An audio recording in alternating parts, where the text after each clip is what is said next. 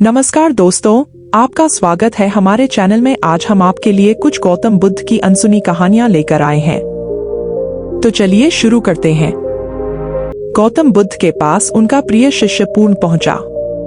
बुद्ध ध्यानावस्था में बैठे थे। पूर्ण के पहुंचने पर उन्होंने आंखें थोड़ी सी खोली और पूर्ण से आने का कारण पूछा तो उसने कहा, मैं धर्म प्रचार के लिए जाना चाहता हूँ, आपकी आज्ञा चाहिए। बुद्ध मुस्कुराए और कहा, पूर्ण धर्म की राह बहुत मुश्किल है। तुम लोगों को अच्छी बातें बताने जाओगे और लोग तुम पर नाराज होंगे। हो सकता है कि अपशब्द भी कहे। इस पर पूर्ण ने कहा, कोई बात नहीं, मैं यह सोचकर उनकी बातों पर ध्यान नहीं दूंगा कि उन्होंने अपशब्द ही कहे। पिटाई तो नहीं की? बुद्ध बोले, हो सकता है कि कुछ लोग हाथ उठा दें। पूर्ण ने कहा, तब मैं ये सोचकर उन्हें क्षमा कर दूंगा कि उन्होंने मुझ पर शस्त्रों से प्रहार तो नहीं किया। बुद्ध फिर बोले, हे पूर्ण, हो सकता है कि कुछ लोग तुम पर शस्त्रों का भी उपयोग करें। पूर्ण ने उत्तर दिया, तब मैं यह सोचकर उनके प्रति कोई प्रतिकार की भावना नहीं रखूंगा कि उन्होंने मुझे मारा पर जान से तो नहीं मार डाला, मुझे जीवित छोड़ दिया। बुद्ध ने फिर कहा, और यदि तुम्हारे प्राण ही ले लिए? तब पूर्ण तत्व क्षण सिर झुकाकर कहा, तब मैं उनका आभारी रहूंगा कि उन्होंने धर्म के मार्ग पर मेरे प्राणों का उत्सर्ग करने में मेरी सहायता की। मैं उनके प्रति कृत रहूंगा। तब बुद्ध ने आंखें खोली और आशीर्वाद देकर अनुमति दी तथा पूर्ण से कहा, अब तुम धर्म प्रचार करने के पात्र हो। जो किसी में भी कोई दोष ना देखे वही सच्चा है। अच्छाई के मार्ग पर चलना बहुत मुश्किल काम है। जो इस राह पर चलता है उसके मार्ग में अनेक बाधाएं आती है, लेकिन जो व्यक्ति किसी में भी दोष ना देखे वही बाधाओं को सहजता से अपने लक्ष्य को पूरा कर पाता है। चीन सियालकोट में एक बार बौद्धों का बहुत बड़ा भिक्षु संघ आया। इस संघ को एक ऐसे वेदपाठी ब्राह्मण के विषय में जात हुआ जो इतना रूढ़िवादी था कि किसी अवैध पंडित की छाया भी स्वयं पर नहीं पड़ने देता था। उसे सुधारने का बीड़ा एक भिक्षु ने उठाया। अगले दिन वह अपना भिक्षा पात्र लेकर ब्राह्मण के घर पहुंच गया और पूछा, कुछ आहार पानी की सुविधा है? उसकी बात सुनकर घर के सभी लोग मौन रहे और उसकी ओर घृणा की दृष्टि से देखा। भिक्षु लौट आया। दूसरे दिन फिर गया और वही प्रश्न दोहराया। इस बार भी उसे चुप्पी और तिरस्कार का सामना करना पड़ा। वह पुनः लौट गया। एक दिन जब वह ब्राह्मण के घर पहुंचा तो ब्राह्मण वहां नहीं था।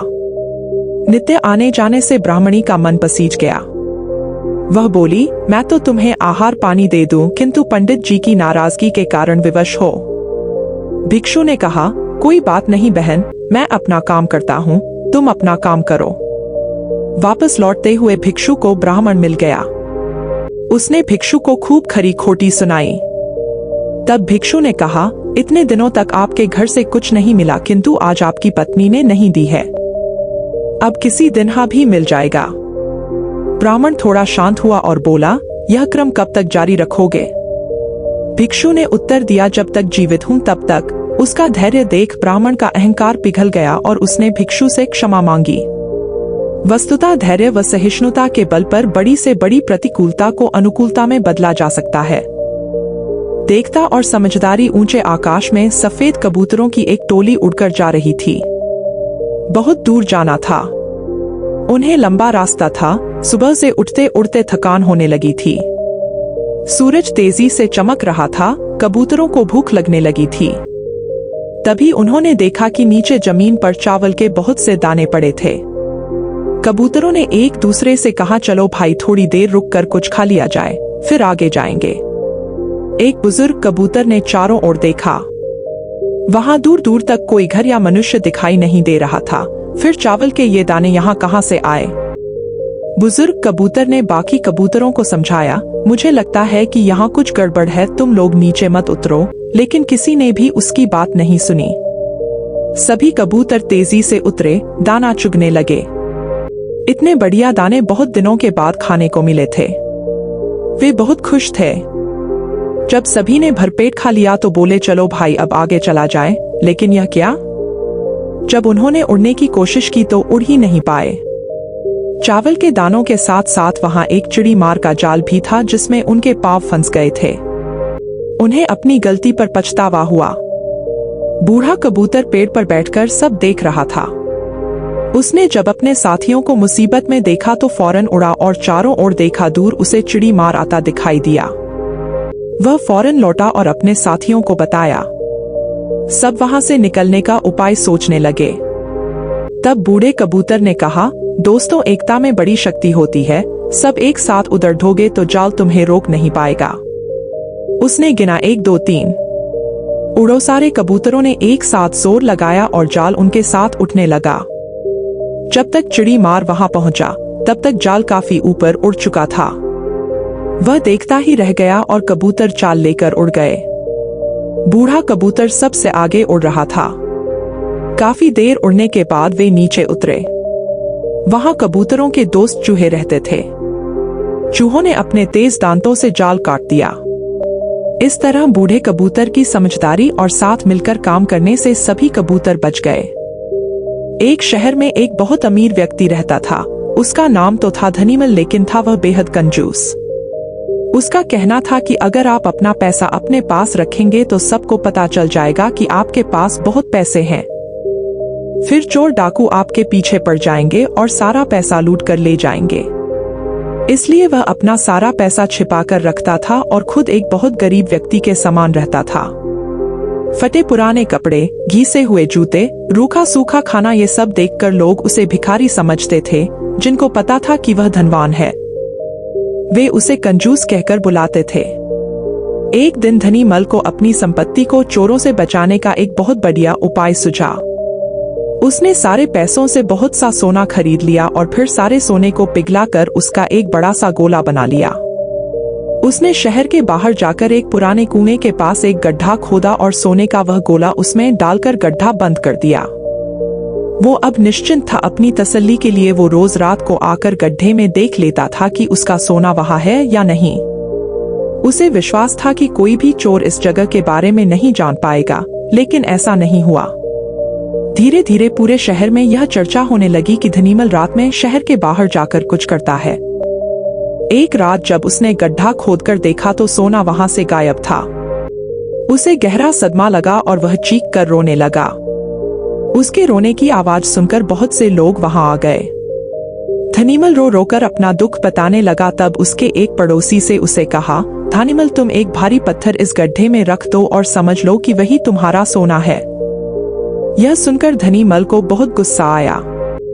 तुम मेरे सोने को पत्थर जैसे बता रहे हो। वह बोला, देखो धनीमल, वह सोना तुम कभी इस्तेमाल तो करते नहीं थे। एक पत्थर की तरह यहाँ उसे दबाकर रख दिया था, तो फिर यहाँ सोना हो या पत्थर क्या फर्क पड़ता है उसका? पड़ोसी बोला। धनीमल ने बहुमूल्य सोने को पत्थर के समान मूल्यहीन बना दिया था। उसके बाद धनीमल ने मेहनत करके फिर पैसे कमाए, लेकिन अब वह कंजूस नहीं रहा था।